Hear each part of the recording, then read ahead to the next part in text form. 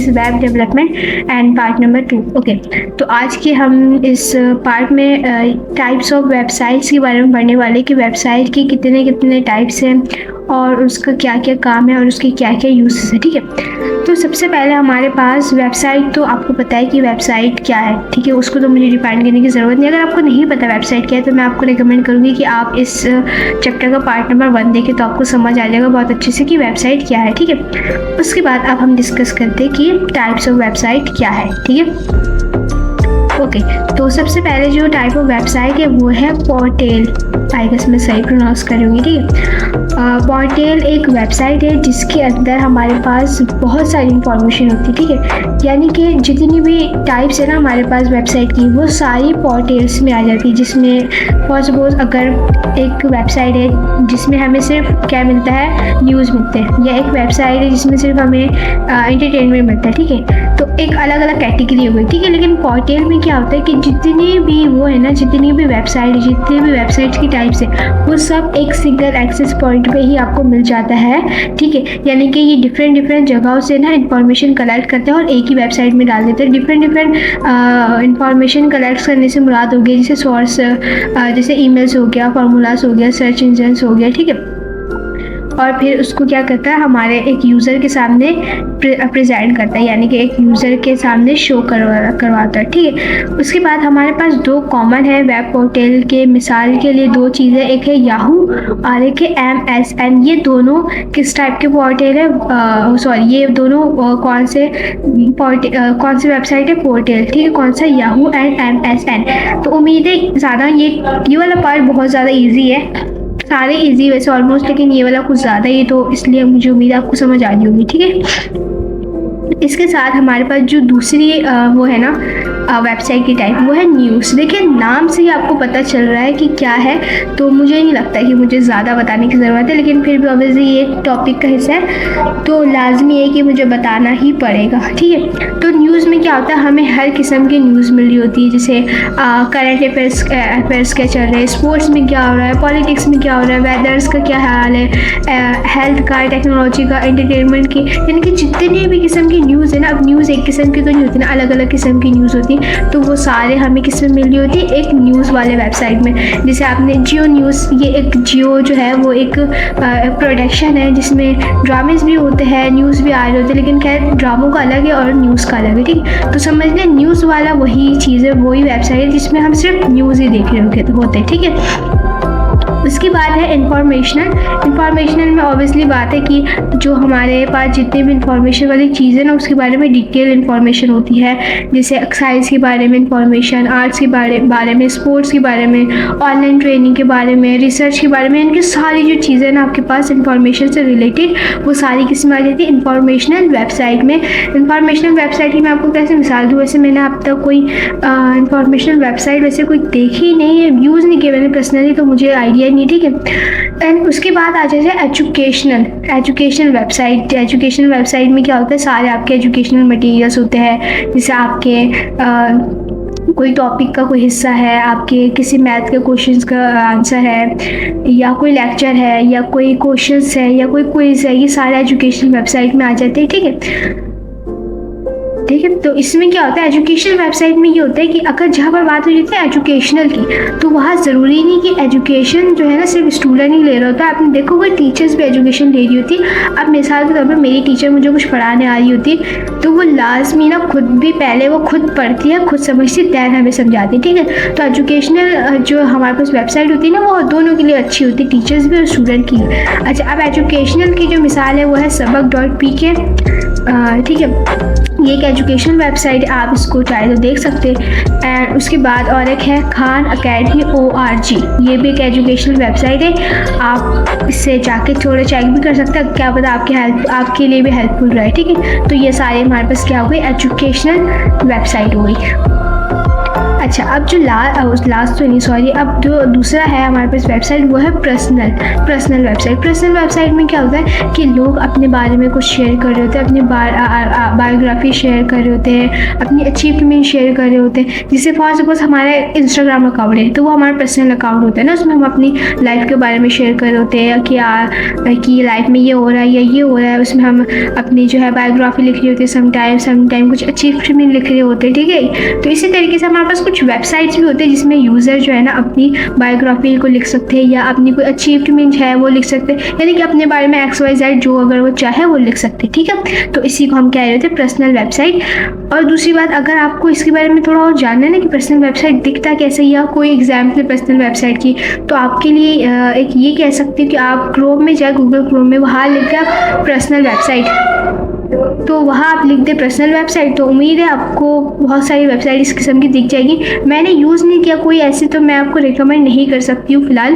Okay, इसी के साथ हमारे पास वेबसाइट होती है बिजनेस वेबसाइट, ठीक है। अच्छा, बिज़नेस में ना हमारे पास एक बहुत ज़्यादा बेहतरीन तरीका है किसी भी ऑर्गेनाइजेशन के लिए या किसी भी कंपनी के लिए कि वो अपनी कोई भी प्रोडक्ट है या कोई भी सर्विसेज है ना उसको वो कर सके, यानी कि उसको स्प्रेड कर सके, यानी कि लोगों को उसके बारे में ज़्यादा पता चले, लोगों को उस चीज़ के बारे में ज़्यादा पता चले। तो ये आपके लिए बहुत एक अच्छी वो होता है कि ये बहुत प्लस पॉइंट होता है बिज़नेस वेबसाइट के लिए कि आपकी कोई भी चीज़ है ना तो वो लोगों की बिज़नेस वेबसाइट के ज़रिए वो लोगों तक ज़्यादा पहुँचते, लोगों को आपके बिज़नेस के बारे में या किसी भी ऑर्गेनाइजेशन के बारे में ज़्यादा से ज़्यादा पता चलता है। इसी के साथ बिज़नेस वेबसाइट में ना हमारे अगर फॉर सपोज कोई बिज़नेस है, मैंने अपने बिज़नेस वेबसाइट है, उसमें हम जो है ना बिज़नेस वेबसाइट के ज़रिए किसी भी ऑर्गेनाइजेशन की या किसी भी बिज़नेस की जो है ना टीम्स जान सकते हैं, पॉलिसीज़ जान सकते हैं और जो भी है उसके बारे में, यानी कि बिज़नेस के बारे में जो भी हमें इंफॉर्मेशन चाहिए होती है वो सब हम जान सकते हैं बिज़नेस वेबसाइट के ज़रिए। अच्छा, अब हमारे पास यहाँ पर बिज़नेस वेबसाइट की कुछ एग्जाम्पल है। सबसे पहले है www.psk.com.pk, ठीक है। ये is the website of Pakistan stock exchange. अच्छा, ये पाकिस्तान के ना स्टॉक एक्सचेंज की एक वेबसाइट है, ठीक है।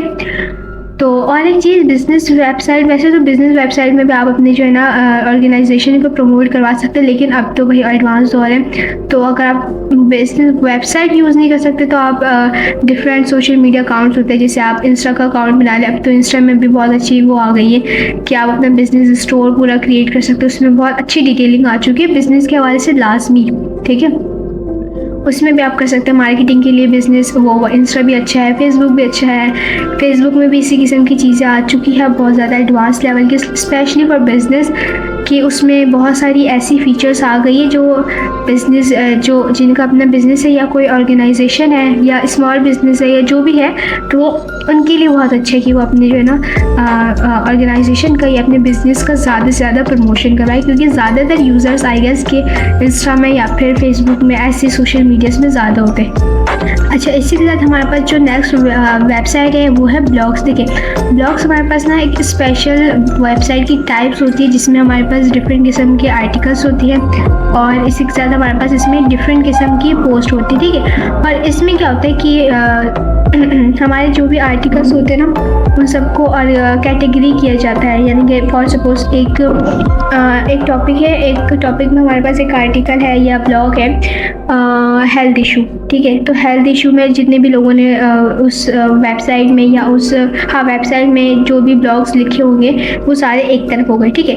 तो इसी तरीके से और एक हमारे पास टॉपिक है एजुकेशन, ठीक है। तो एजुकेशन के बारे में जितने लोगों ने जो भी ब्लॉग्स लिखे, जो भी आर्टिकल्स लिखे, वो एक तरफ से हो गए, ठीक है। तो इसी तरीके से ब्लॉग्स, और उसमें क्या होता है ब्लॉग वेबसाइट में कि हमारे पास जो है ना हमारे आर्टिकल्स को ना कैटेगरी में ऑर्गेनाइज किया जाता है और इनको ठीक है कैटेगरीज में ऑर्गेनाइज किया जाता है। इसी के साथ वर्डप्रेस हमारे पास एक पॉपुलर ब्लॉग साइट है, यानी कि वर्डप्रेस में आप जो है ब्लॉग पढ़ सकते हैं डिफरेंट। अगर आपको कोई ब्लॉग्स पढ़ना हो तो आप यहाँ पर देखिए, यहाँ पर लिखा हुआ वर्डप्रेस, तो आप इसमें गूगल क्रोम में जाके लिखिए वर्डप्रेस, इसकी वेबसाइट में आप किसी भी किस्म के जो है ना ब्लॉग्स को ईजीली पढ़ सकते हैं। लेकिन इसके अलावा भी बहुत सारे और भी है, जैसे एक है विकीपीडिया, उसमें भी अक्सर लोग आर्टिकल्स लिखे हुए होते हैं, ब्लॉग्स लिखे हुए होते हैं। अच्छा, बाय द वे आर्टिकल्स और ब्लॉग्स सेम है, सिमिलर चीज़ है बहुत ज़्यादा, मतलब ज़्यादा क्या वो सिमिलर ही है, कोई डिफरेंस नहीं, दोनों में बस नाम का फ़र्क है। अच्छा, इसी के साथ अब हमारा जो नेक्स्ट वेबसाइट है वो है फॉर्मूलास। यार इसको फॉर्मूलास तो नहीं पढ़ेंगे, फॉर्मूस पढ़ेंगे, ठीक है, फॉर्मूस, ठीक है, फॉर्मूस, हाँ फॉर्म, ठीक है, फॉर्म पढ़ेंगे ना, फॉर्म, हाँ जो भी आ रहा, मेरी प्रोनाउंसिएशन बहुत गलत है, ठीक है, ओके। फॉर्म हमारे पास एक ऑनलाइन प्लेस होती है जहाँ पर डिफरेंट यूज़र जो है ना, यानी कि डिफरेंट लोग ना किसी भी एक टॉपिक के यानी कि किसी भी टॉपिक के बारे में ना डिस्कस कर रहे होते हैं, ठीक है।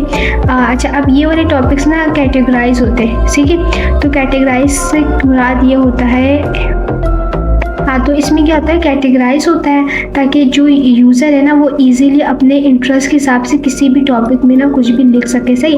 अब फॉर सपोज एक यूज़र है कि उसको क्या नाम है, उसको मेंटल हेल्थ के बारे में कुछ डिस्कस करनी है, ठीक है, तो वो मेंटल हेल्थ के बारे में करेगा, किसी को एजुकेशन के बारे में डिस्कस करना है तो वो एजुकेशन से करेगा। तो इसलिए ना कैटेगरी में कन्वर्ट कर दिए गए इन टॉपिक्स को ताकि यूज़र अपने इंटरेस्ट के हवाले से बात कर सके, ठीक है।